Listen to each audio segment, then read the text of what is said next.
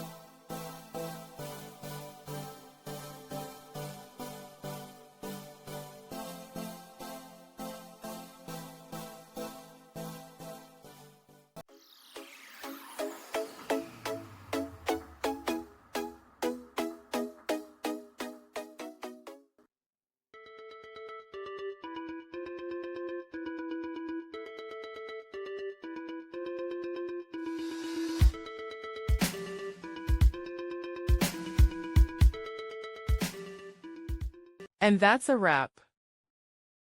I hope you found the answer you were looking for. If you did, take a second to hit that subscribe button. It really helps out. And let me know in the comments which solution worked best for you. See you next time in the debug zone.